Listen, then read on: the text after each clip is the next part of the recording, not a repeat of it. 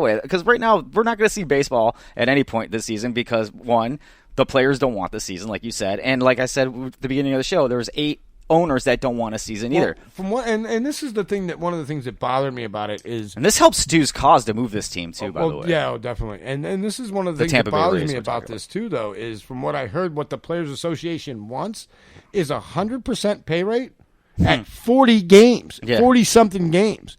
Are you kidding me? Yeah, come on. That's ridiculous. It's ridiculous. You're talking about getting double paid here. I mean, really is what you're talking about.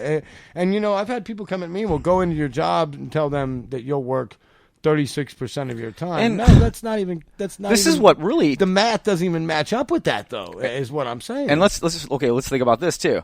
All right, they don't have a season this year. They come back for 2021. They strike in 2022 because of the new collective bargaining agreement that needs to be done. Mm-hmm. So we might not have, if they don't have baseball season next year either, we might have just witnessed the end of baseball for a while, to be honest with you, if they don't play this season.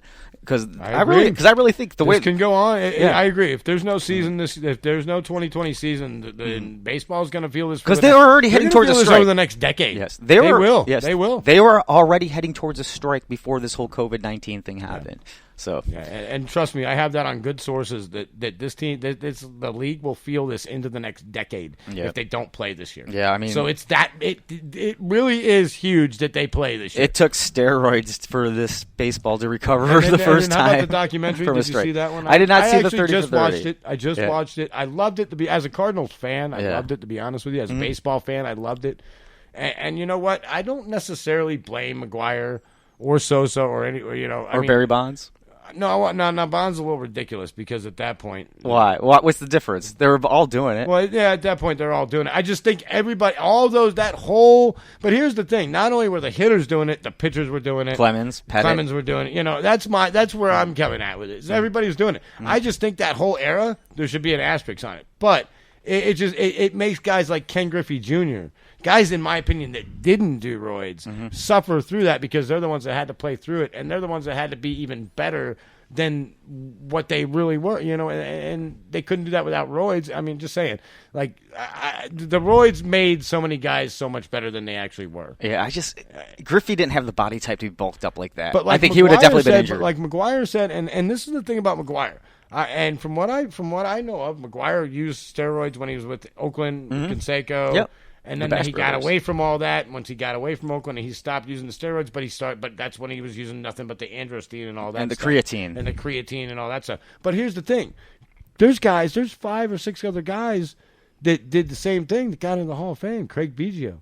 Craig Biggio went public. I mean, he showed that in that documentary that he used creatine on a daily basis. And the main reason these guys used that stuff was to keep them healthy and on the field. Yeah. That was one of the main reasons why McGuire was able to play 160 games or whatever he played that year that he hit the 70 home run. But to prove that, and why Barry Bonds? Well, Barry Bonds. See, the thing with Bonds, he was just straight up shooting steroids at that point. But I'll give you two prime examples. McGuire.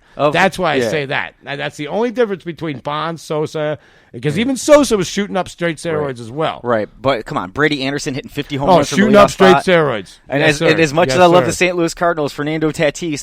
Definitely. That one year we hit 2 grand slams in the same inning. That's the conversation I had this morning with somebody about that. Is how many guys played with these guys on or watched these guys play that it rubbed off on and used it in the future there. And that's why it got to be a problem because the whole league was using it. Yeah. It went from, let's say, 60% to maybe 90%. And that's just a thing, too. In a matter of like 2 years. You're coming up, you're a young guy for the Cardinals. Mark McGuire's an icon at that time. He's he's Paul Bunyan. He's a living legend right now. So, you see him, you're going to do whatever he does. You have to use steroids. I got to use steroids. Yeah, you're a 19, 20-year-old kid in Double-A. You're spring training and you see creatine in Mark McGuire's locker, you're going to take it without a doubt. Oh, yeah. So if he offers you his androstenedione and says, hey, you need to start taking this, and you'll start popping some balls out. But I honestly don't believe that was the reason these guys were doing this stuff. I think they were doing this stuff, and hear me out on this, to keep themselves on the field, to stay healthy.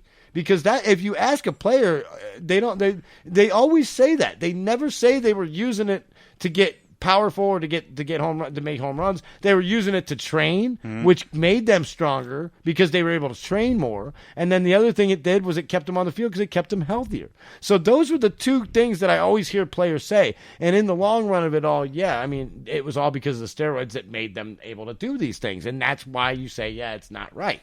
So, but when 90% of the field's doing it, is there anything really wrong with it? All right, at this point, that's yeah. my only outlook on it. So now. you just made a case for Barry Bonds, Mark McGwire, Sammy Sosa, all to be in the Hall of Fame. Roger Clemens with asterisks, yes. Yeah, with asterisks, with yes, asterisks. absolutely. I so think, what do you have, a steroid yeah, wing in the Hall of Fame? You have your steroid era. I think era. that's the way that it has to be. You have the handled, dead ball era. Really, you have your dead ball era. And the steroid era. You have your steroid era. You have everything, man. You have the Maddox era where he was getting. I mean, let's face it, Greg Maddux. I love Greg Maddux, but he got a fist on each side of the plate every time he took the mound. Yeah, he did. I'm just saying. That's a whole other conversation for another day. He was an artist out there on the mound, one of the best pitchers ever. Right. But he got, trust me, he got his pull when. Trust me, he had the. It's all about. Yeah. Well, that was a little baseball talk for you, Bill. Thank you so much. It's been a lot of fun. Yeah, I mean, I miss doing this. I do too. We got to get together and do this more often. Definitely, Maybe for sure. make this a weekly thing Instead of every 6 months. Yeah, it sounds like a weekly thing. Definitely. All right. Well, thanks for tuning in, and thank you, Bill, for being our guest today. It's the Larry Timko Podcast. You can find us on Spreaker.com, and if you have a local radio station that needs a DJ, tell them to hire me.